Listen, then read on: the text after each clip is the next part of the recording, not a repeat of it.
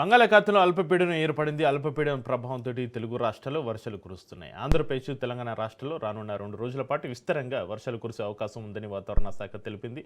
ప్రజలు అప్రమత్తంగా ఉండాలని అధికారులు సూచిస్తున్నారు. ఆంధ్రప్రదేశ్లోని పలు జిల్లాల్లో పిడుగులు, ఈదురుగాలులతో కూడిన వర్షాలు కురిసే అవకాశం ఉందని వాతావరణ శాఖ వెల్లడించింది.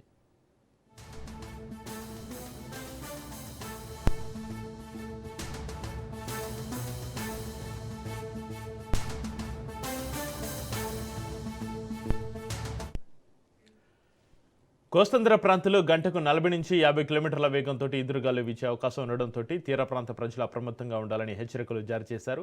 ఇక సముద్రం అల్లకల్లోలంగా మారే అవకాశం ఉన్నందున మత్స్యకారులు సముద్రంలోకి వేటకు వెళ్లొద్దని అధికారులు సూచించారు. విజయనగరం, మన్యం, అల్లూరి సీతారామరాజు, కోనసీమ, తూర్పుగోదావరి, పశ్చిమ గోదావరి, ఏలూరు, కృష్ణా జిల్లాలో మోస్తారు నుంచి భారీ వర్షాలు కురిసే అవకాశం ఉందని అంచనా వేస్తున్నారు అధికారులు. ఇక అలాగే ఎన్టీఆర్, గుంటూరు జిల్లాలో ఉరుములు, మెరుపులు, పిడుగులతో కూడిన వర్షాలు పడే అవకాశం ఉందని వాతావరణ శాఖ తెలిపింది.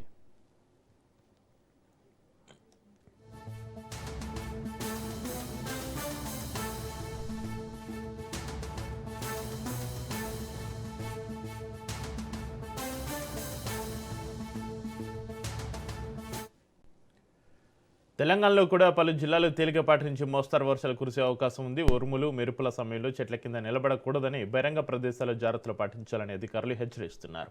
బంగాళాఖాతంలోని అల్పపీడనం ప్రభావంతో రానున్న రోజుల్లో వర్షాల తీవ్రత మరింత పెరిగే అవకాశం ఉందని వాతావరణ శాఖ అంచనా వేస్తోంది.